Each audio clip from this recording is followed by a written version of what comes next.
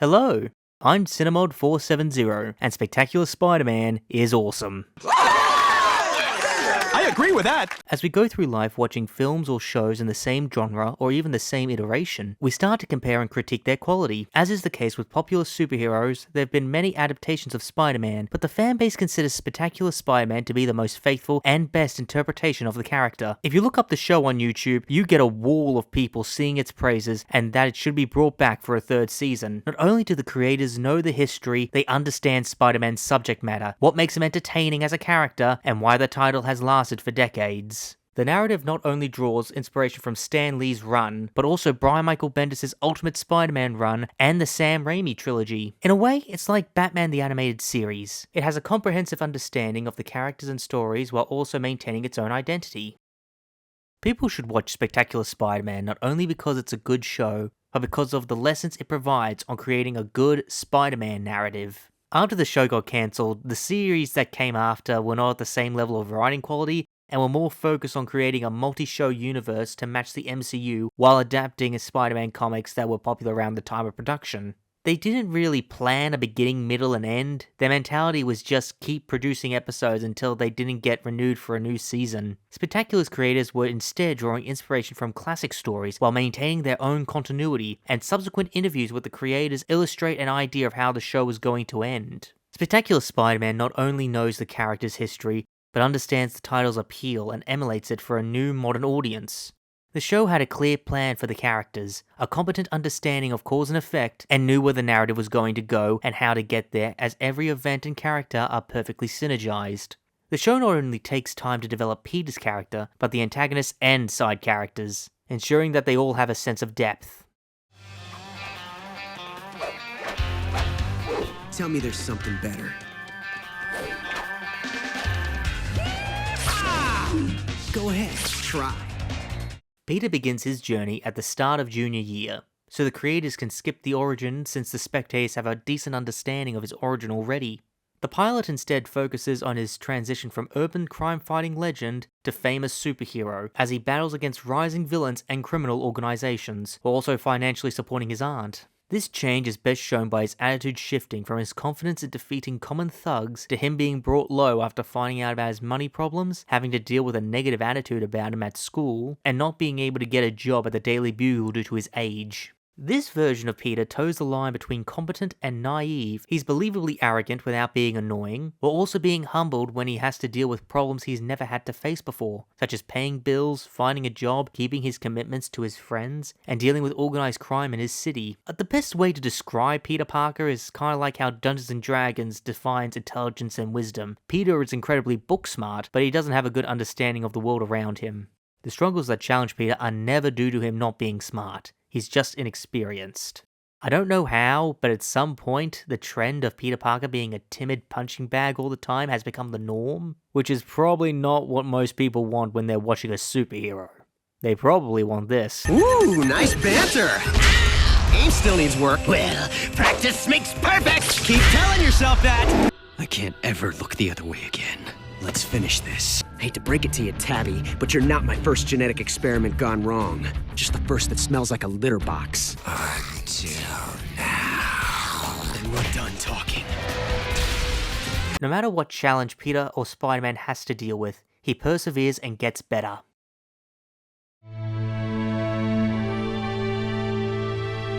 Still slow on the uptake, huh? You're a disease. They're the cure.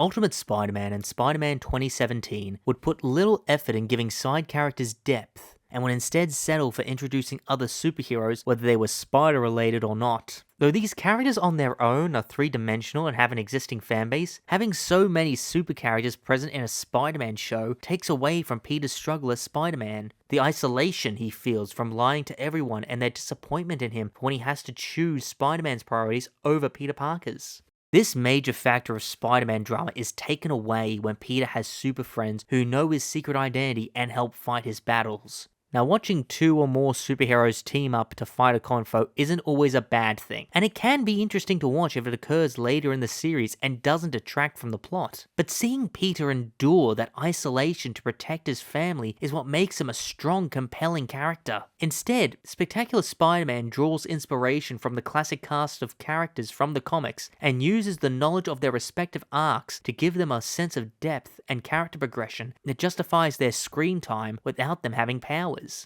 Flash starts out as the typical jock bully, but slowly becomes a better person. Harry starts out as Peter's best friend, but is also jealous because of his low intelligence and popularity. He then takes and becomes addicted to Goblin Green to join the football team and improve his grades, perfectly illustrating addiction for a young audience. When we first meet Aunt May, she starts off being strict with Peter's time outside of school, as she is his legal guardian and is still reeling from Ben's death. However, she lifts some of those restrictions when she finds out about his job and how he is trying to help them financially. May isn't just some old woman who gives Peter a hard time for the drama, but is an active maternal figure who cares for Peter's well-being and social life.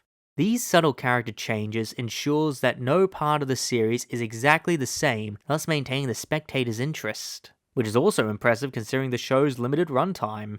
Spider-Man cartoons that came after this would always have a similar feeling of stagnation. Sure, new characters would be introduced, but the main cast would almost always have the same personality they began with, which can be annoying if the character's only personality trait is this unfunny man-child.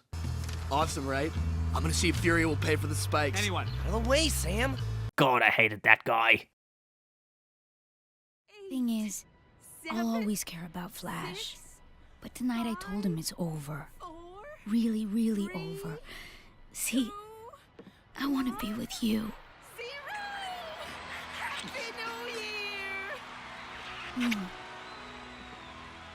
Happy New Year, Petey. Liz Allan starts out being Flash's girlfriend and begins to have feelings for Peter due to his belief that she can become smarter if she applies herself despite her insecurities about her intelligence. Liz's feelings for Peter grows further as she sees his more confident, passionate side and appreciates how smart he is when it's usually a source of him being bullied.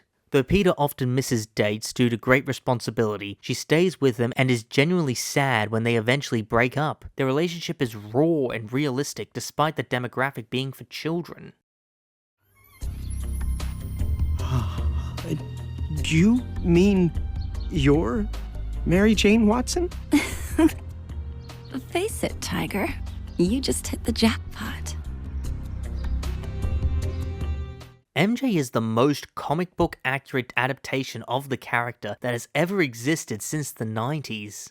Everything from her introduction to her personality. When MJ was first introduced, she started out as this unattached, flaky party girl meant to tempt Peter away from Gwen. Think of her as Black Cat before Black Cat existed. And it wasn't until Gwen's death that she would drop the party girl persona and start dating Peter exclusively. It was then Peter fell in love with who MJ really was, not how she presented herself as. It wasn't until later MJ's backstory was retconned that she had an abusive father and a weak-willed mother, which influenced her stance on relationships, preferring to be unexclusive. In the show, these traits remain the same. The major and most welcome difference to most adaptations is that MJ's agency doesn't revolve around Peter. She comes to his school because she is interested in its theater program and it could help her future career. MJ starts a relationship with Mark Allan, Liz's brother, who MJ begins to have real feelings for despite her previous intention to not be in a monogamous relationship. We'll get more into that later.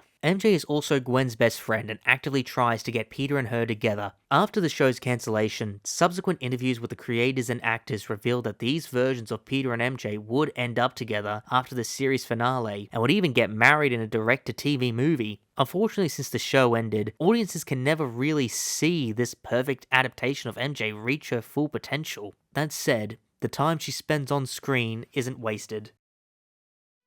If you don't feel the same way... Peter, I've been in love with you since 7th grade.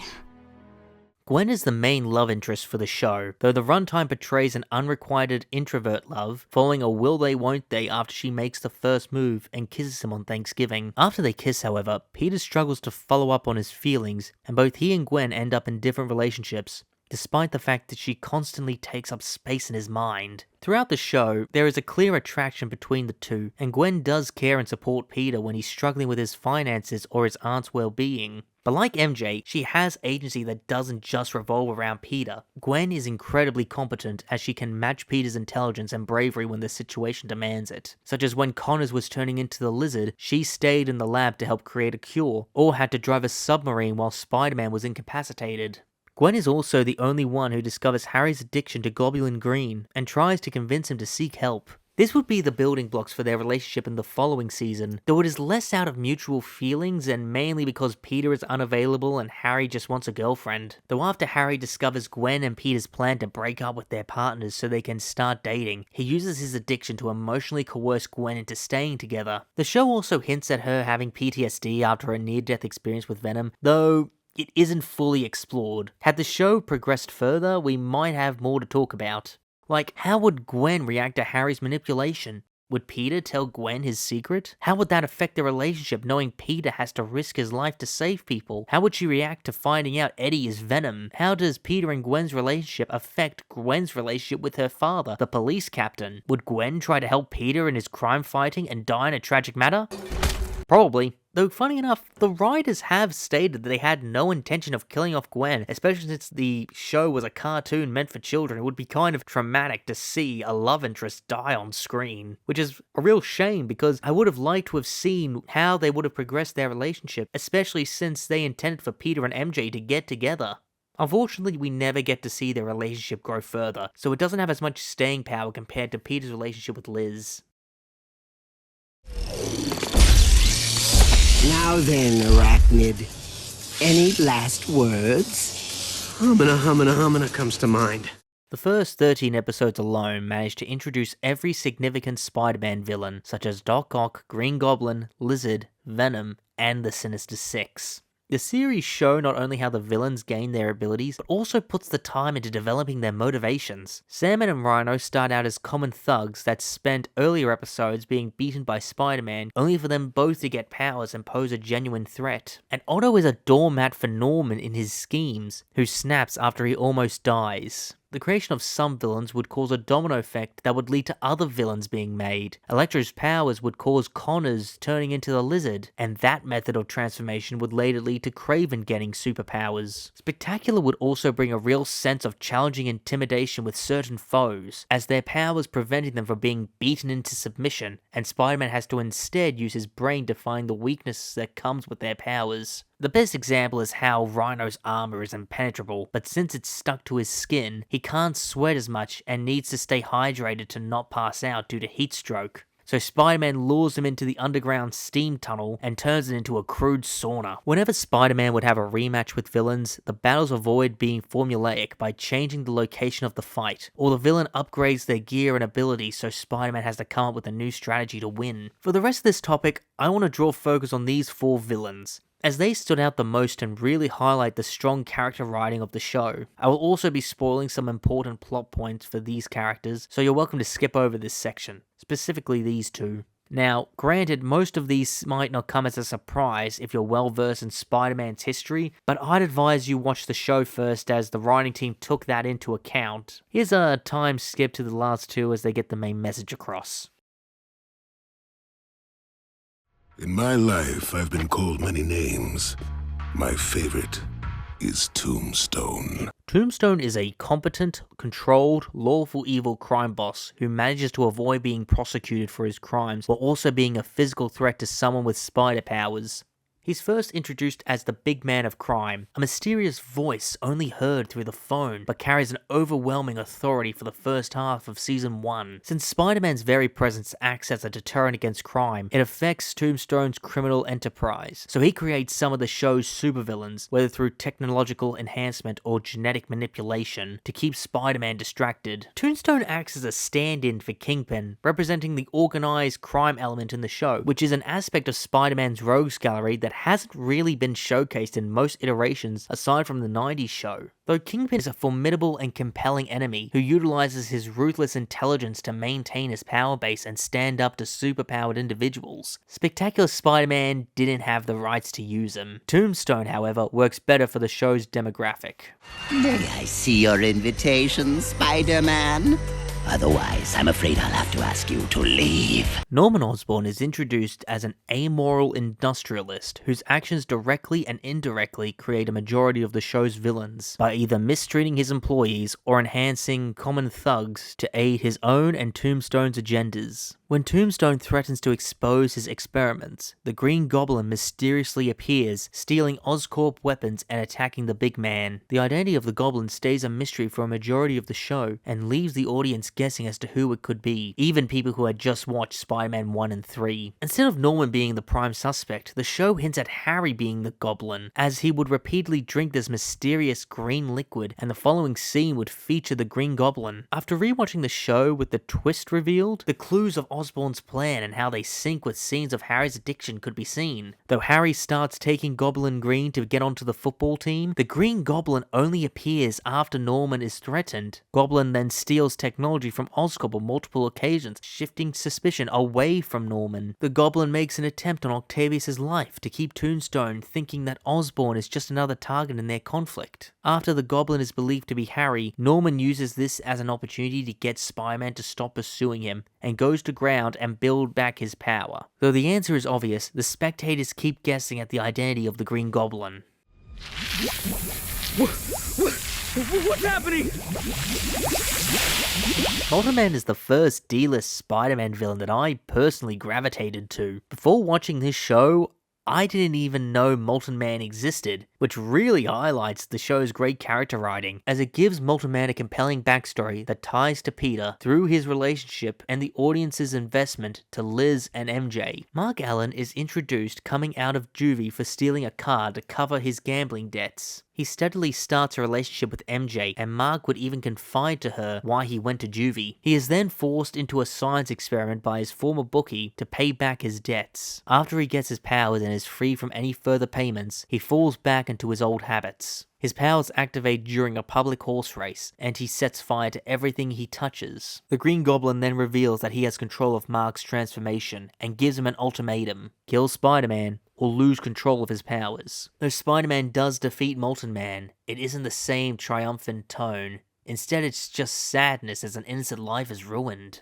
Accept the gift the Parker rejected. Yes. And together, we will have our desire. Yes. We will have vengeance on Spider-Man! Eddie is introduced with having brotherly ties to Peter, since their parents were friends and died together in the same plane crash. As the series progresses, a wedge widens between the two, as Peter's actions as Spider-Man start negatively affecting their relationship, with Peter taking pictures of the lizard, threatening to expose Connors, and believing Peter let the symbiote get stolen, which causes Eddie to get laid off. Each interaction with Peter becomes more hostile and hateful, even before Eddie becomes Venom. After he becomes Venom, Eddie attacks everyone in Peter's orbit, even going as far as to attempt to expose Peter's identity, blinded to the harm Eddie is causing people he cares about. Even after he is separated from the symbiote, Eddie still cannot let go of his anger. Now comes the segment that always happens whenever people on YouTube talk about Spectacular Spider-Man. Can the show be brought back, and should it? And my answer is... Drumroll, please. That's your drumroll? When a tempo isn't specified, any reasonable person would default to lento. I don't know. Yeah, sorry, little anticlimactic. The thing is, cancelled cartoons being renewed for more seasons is no longer an impossibility, and it's becoming more frequent. Spectacular Spider-Man is also available on Disney Plus and other streaming services, and was also referenced in Across the Spider-Verse, and Josh Keaton cameoed in Invincible as a Spider-Man allegory. So it does have the opportunities to stay relevant. But no matter how much of a presence Spectacular Spider-Man can have on media, there is still the issue of studio ownership of Spider-Man, and what can and can't be released without multiple legal agreements being written up. The studios also want to guarantee that another season could reach the audience numbers necessary to warrant the cost of production. When these types of shows do return, though the animation improves due to the technology advancing, there is no guarantee that it will be the same quality of storytelling as before. There is also the possibility that since the original audience has grown up since the air date, any new season might feature more mature themes, which can clash with the tone of the previous seasons. Especially since the writers have stated that they had no intention of killing Gwen, those plans could change. However, if following seasons took a more graphic approach to characters like Carnage and Morbius, it would be beneficial to their appeal, since previous cartoon iterations have been pretty tame. The point is, people are not static. They are prone to change, especially artists and how they approach their craft. So any continuation that can or can't happen is probably not going to pick up right as the series left off and conclude exactly how it originally intended. Especially with all the possible unexplored plot threads that were set up in season 2, like Miles Warren, Cletus Cassidy, Roderick Kingsley, Silver Sable, and Calypso. I personally would like to know what the deal was with Harry's mum. Seriously, in every shot she's present, she has the exact same expression on her face and never a word of dialogue. With everything we know about her husband, she could be a robot, brainwashed, or even a clone. I know I sound like I'm wearing a tinfoil hat, but the writers have clearly shown a great deal of foresight, and I would like to know what the plan was for her, if any. There is also the issue of how large media companies in the US demand certain conditions to the stories being published, in reflection to what they think society finds acceptable. Think about how different the world is today compared to 2009, especially with how Disney have handled their superhero properties. There is also the clear evidence that Disney desires to merge Marvel characters with a larger universe. Now, this isn't always a bad thing, but shows like Ultimate Spider-Man and Spider-Man 2017 are clear examples that if you put too much screen time on cameo characters, you risk upstaging Spider-Man in his own show, and detracting from the side characters gaining a sense of individuality and depth. Whatever the future brings, Spectacular Spider-Man set the standard for how a Spider-Man or any superhero show should be handled, with quality character writing, expert story planning, and a clear outline with a beginning, middle, and end. And when the next Spider-Man cartoon comes around, they should use Spectacular as a template. Rewatching the show for this video was a delight. When I first watched it, I was just a kid who enjoyed seeing his favorite superhero. Now that I'm older and think critically about the things I watch, I understand why Spectacular Spider-Man still matters.